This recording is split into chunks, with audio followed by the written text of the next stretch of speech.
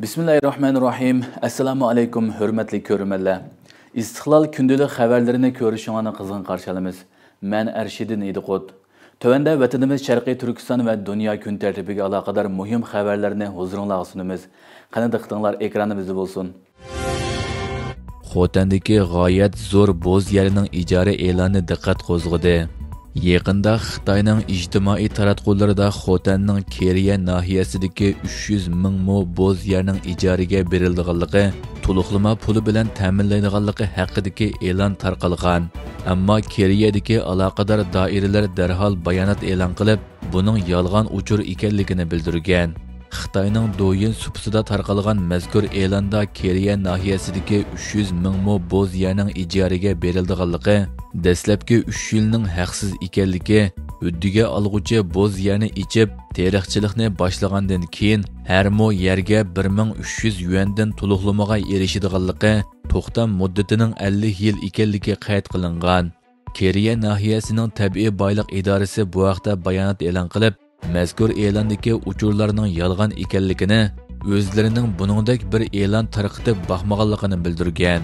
Halbuki Xitoy Sharqiy Turkistonda keng ko'lamda qalaymaqon bo'z yer ichib, ekologiyalik muhitga buzg'unchilik qilish, bu zaminning haqiqiy egilari bo'lgan Uyg'urlar boshliq Turkiy xalqlarining terilg'u yerlarini, yayloqlarini majburiy tortib olib, Xitoy aqullariga berish qatorliq jinoyatlarini izchil davomlashtirib kelmoqda.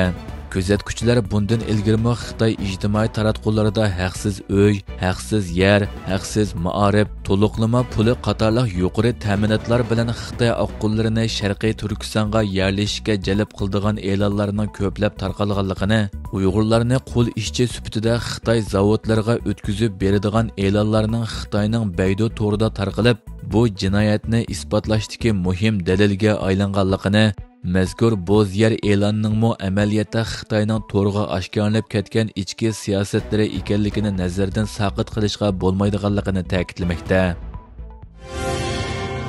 Xitoyning hokimiyat qatlamidagi huquq ko'rishi bargan sari kuchaymoqda. Xitoy Mudofaa ministrligi 17-oktyabr organ to'r betida xabar e'lon qilib, bir necha oy tekshirish orqali 9 nafar yuqori darajalik harbiy amaldorni partiyadan qo'g'lab chiqarganligini, ularning harbiy taftish organlariga topshirilganligini bildirdi.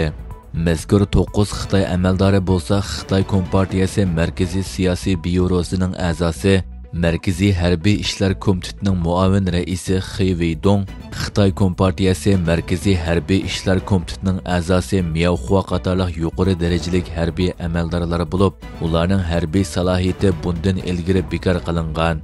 Xabarda bu 9 Xitoy amaldorining partiya intizomiga og'ir xiloflik qilganligi va favqulodda zo'r miqdordagi pulga chetishlik ekanligi qayd qilingan.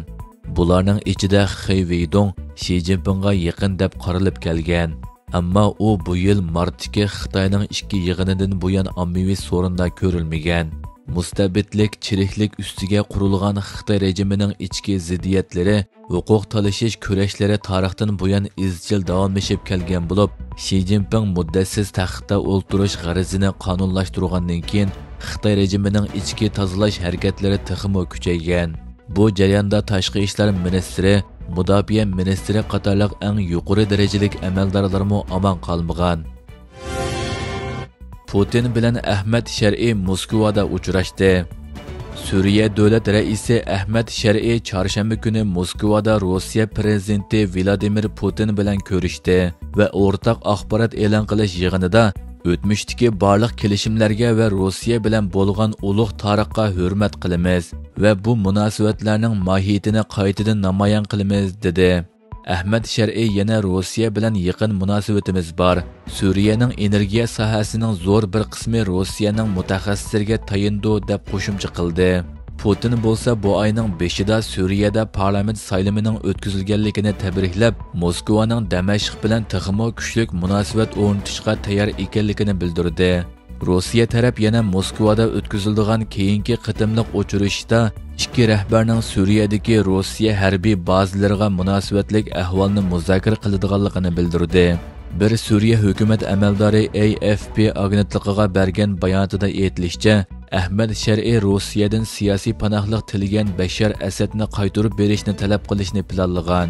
Ammo Kreml bayonotchisi Dmitriy Peskov payshanba kuni o'tkaziladigan muxbirlarni kutib olish yig'inida ikki rahbar o'ttirsida Asadning Suriyaga qaytarilishining muzokara qilinmaganligi to'g'risidagi bir savolga Asad to'g'risida bu yerda aytiladigan gapimiz yo'q deb javob berdi. Hurmatli ko'ruvchilar, bugungi xabarimiz mushu yerda oyoqlashdi. Ko'rganingizga rahmat. Atigi programmada ko'rishguncha omon bo'lgaysizlar. Allohga omonat.